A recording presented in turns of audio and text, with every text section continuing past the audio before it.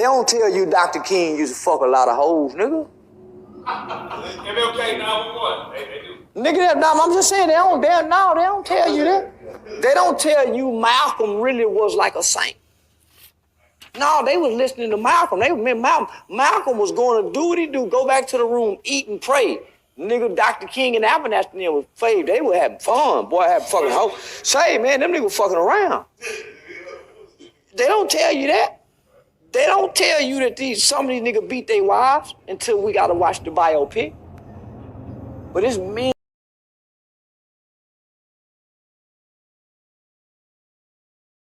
Not doing the right thing. Dr. King said, the true measure of a man is not where he stands at the times of convenience, but at the times of war. And at times when people are in disagreement, at times of political strife and controversy and upheaval. Dr. King said that if a man don't have a reason for which he's willing to die, he ain't fit to live.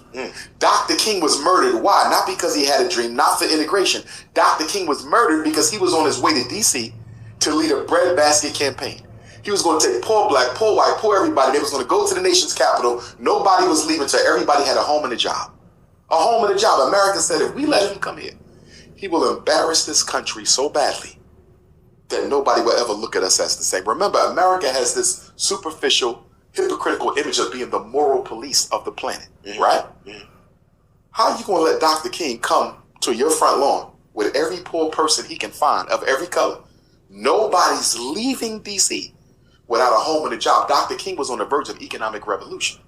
What good is sitting at the counter if you can't afford to pay for the meal? They murdered Dr. King because they couldn't afford to have that economic revolution take place. The black church should be picking up where Dr. King left off. But the reason why so many churches will not be picking up where Dr. King left off is we know that your average pastor did not open that church because he wanted to be a beacon of progress for the black community. He opened that church for reasons of ego and economics. And this is why I'm very, very circumspect before I put faith in a pastor or a politician, because both of them are the same. Go here. Well, the laws was okay. We shouldn't have been worried about not going there.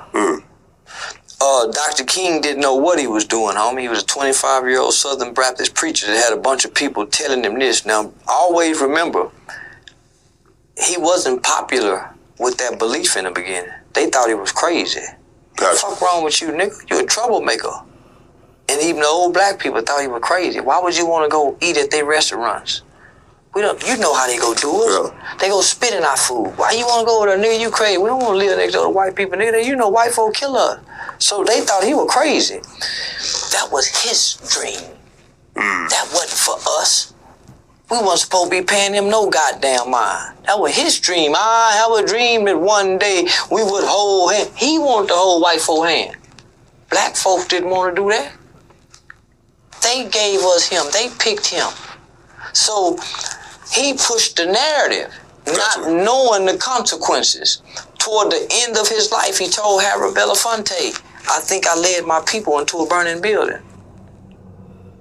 We shouldn't have we was getting hit upside our head, homie, just to sit at their counter. We don't want you in here, nigga. Why, homie? For what? So what if they don't let us in there? Nigga, we don't want, white folk can't cook no way. Nigga, who want to go eat a white person's apple pie? Fuck that, nigga, please. That was his dream because his grandmother told him when he was a little bitty boy, he couldn't play with that white boy. That was his dream all his life. So they took his dream and made it ours, and it became a nightmare. We go take the signs down, just go out there and tell them something.